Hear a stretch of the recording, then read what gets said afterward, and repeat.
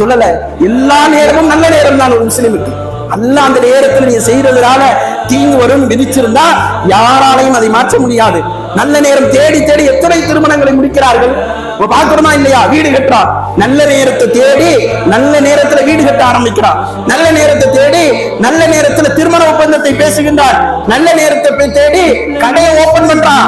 நல்ல நேரத்தை தேடி அவன் என்ன நல்லதை செய்ய வேண்டும் என்று நினைக்கிறானோ அதை செய்யறான். ஆனா என்ன செய்யறான்? சீக்கிரமே அந்த நல்ல நேரத்தோடு சேர்ந்து கடையையும் வீட்டையும் திருமணத்தையும் குளிதோடு புதைத்து விடுகிறான். நல்ல நேரத்துல தானே செஞ்ச, ஏன் தலாக்காச்சு, ஏன் விவாகரத்தாச்சு? நல்ல நேரத்துல தானே செய்த, ஏன் வியாபாரத்துல நஷ்டம் ஏற்பட்டுச்சு? அப்ப நல்ல நேரத்துக்கும் வியாபாரத்துக்கும் சம்பந்தம் இல்லை, நல்ல நேரத்துக்கும் திருமணத்துக்கும் சம்பந்தம் கிடையாது. ஒரு நாள், அந்த நாள் எப்படி இருக்கணும்? அந்த நாள் எப்படி இருக்கணும்? எல்லா மக்களும் கூடக்கூடிய நாள். ஒரு ஞாயிற்றுக்கிழமை எல்லா மக்களும் கூடுவாங்க. ஒரு மாலை பொழுது எல்லா மக்களும் கூடுவாங்க.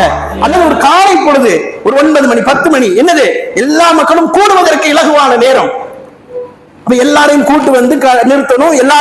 எல்லாரும் அதற்காக வேண்டி பிரார்த்திக்க வேண்டும் என்பதற்காக நேரத்தை நிர்ணயித்தால் அதுதான் நல்ல நேரம் கொண்டு வந்து நிறுத்தலாம்.